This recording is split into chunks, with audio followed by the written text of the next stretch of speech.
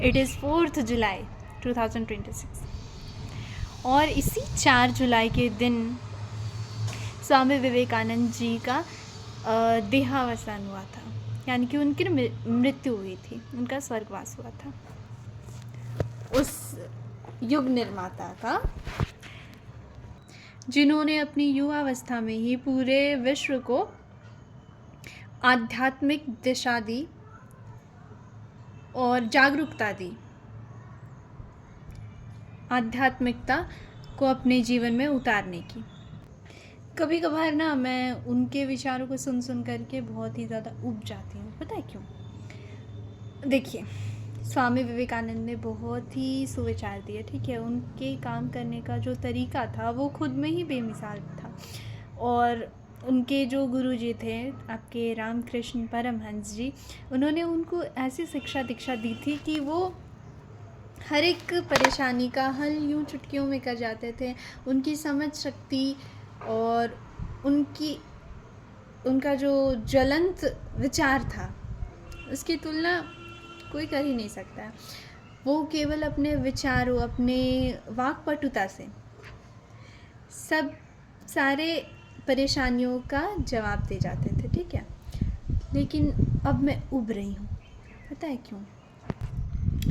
हर जगह देख लिया मैंने तुम्हारे विचारों की लड़ी। तो इन दिस शॉर्ट पोएम मैं बात कर रही हूँ अपने स्वामी विवेकानंद जी से, ठीक है।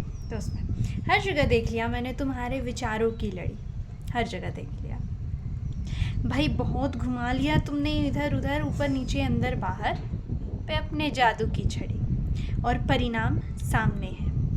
क्या खोया क्या पाया, ताने उल्हाने या फिर कोई अद्भुत इनाम, वो सामने है। अब इतना तो बताओ, कहाँ है तुम्हारे सैनिक? दूर दूर तक तो नज़र कहीं आ नहीं रहे। वो जो तुम पे जान छिड़कते थे, कहाँ है वो तुम्हारे शिष्य? चोर भी तुम्हारा ही नाम का दुरुपयोग कर रहा है, और गिने चुने सज्जन कुछ और भी तुम्हारे नाम का ही सदुपयोग कर रहे हैं। कुछ तुम्हारे तेज से डरते हैं तो कुछ तुम्हारे ज्वलंत क्रांतिकारी विचारों पे मरते हैं। पर ये तो बताओ कि तुम्हें आखिर मिला क्या? क्या मिला इतने वेद ज्ञान उपनिषद का प्रचार प्रसार करने से?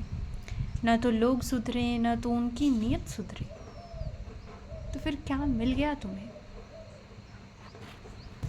तो बेसिकली मेरा क्वेश्चन ये है कि भाई, इतना सारा मोटिवेशनल वर्क, इतना स्पिरिचुअल गाइडेंस देने के बाद भी जब समाज आज वही है, तो फिर आपने जो भी कंट्रीब्यूशन, आपने जो भी सैक्रिफाइस दिया, उसका मोल क्या हुआ? क्योंकि जो पैसे लूट रहे हैं वो भी आपका ही नाम प्रयोग कर रहे हैं, और जो ज्ञान बांट रहे हैं, जो सेवा कर रहे हैं समाज का, वो भी आपका ही विचार, आपके ही दिखाए हुए मार्गदर्शन पे चल रहे हैं। तो इसका जवाब मिला मुझे इस विचार से। देखिए, अगर एक मनुष्य है, उसके भीतर आपको कितनी तरह की कोशिकाएं मिल जाती हैं। कोशिका मतलब होता है सेल्स। तो क्योंकि एक मनुष्य मल्टी सेलुलर एनिमल है, तो उसके अंदर अलग अलग तरीके के सेल मिलते हैं, ठीक है। आपके जो स्क्वामस सेल हो गए, फिर एपिथेलियल सेल हो गए, ठीक है, उसी को स्क्वामस सेल्स कहते हैं। देन आपके क्यूबॉइडल सेल्स हो जाएंगे, ठीक है।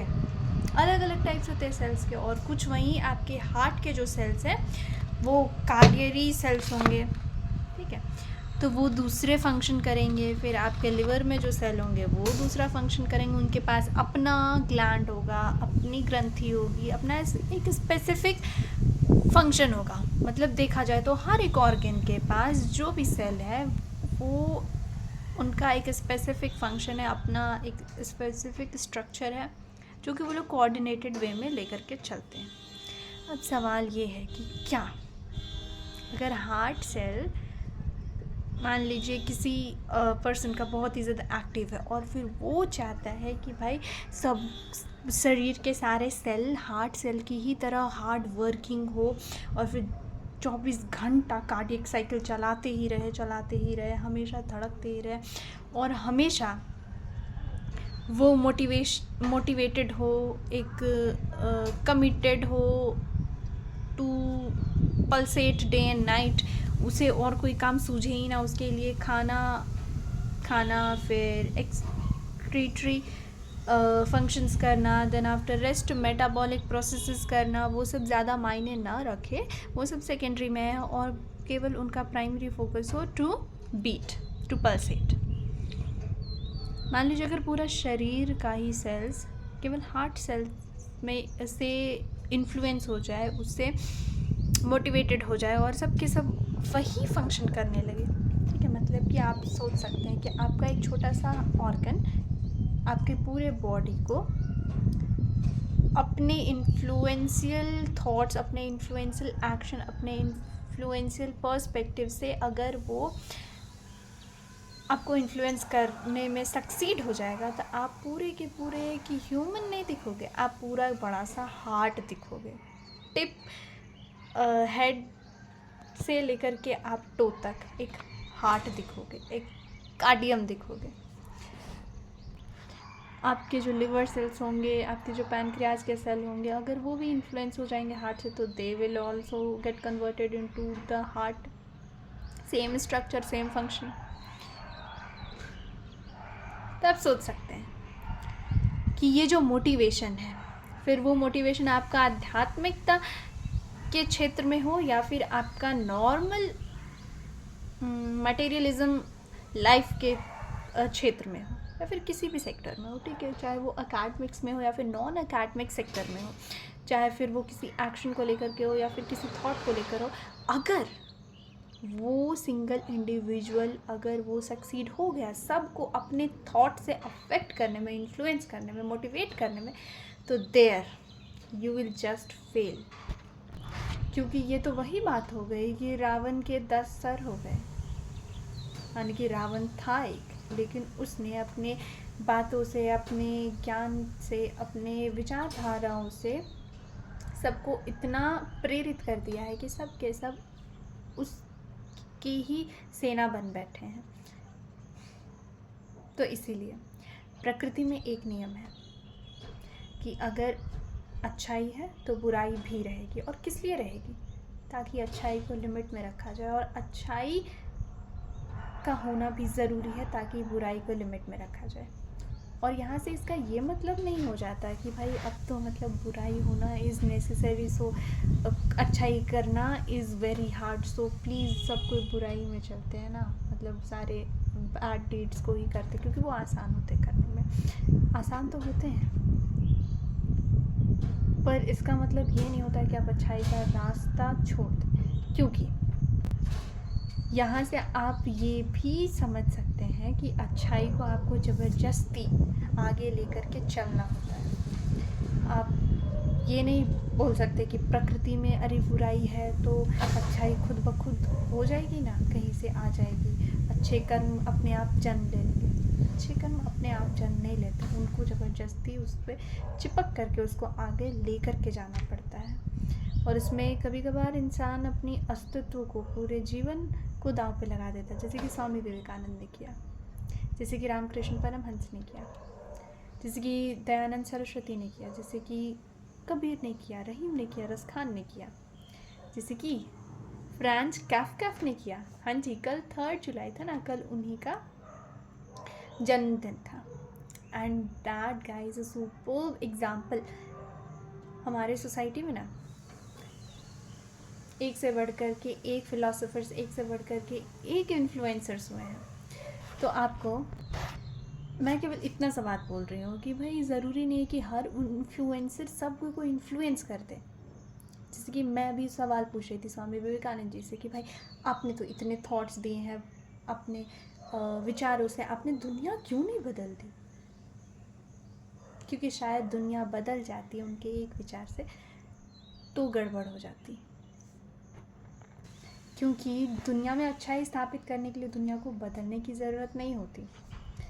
दुनिया से केवल अपने भाग का अहम हटा लेने की ज़रूरत होती है, और वही काम किया स्वामी विवेकानंद ने। अपने इन्फ्लुएंस को कम कर दिया।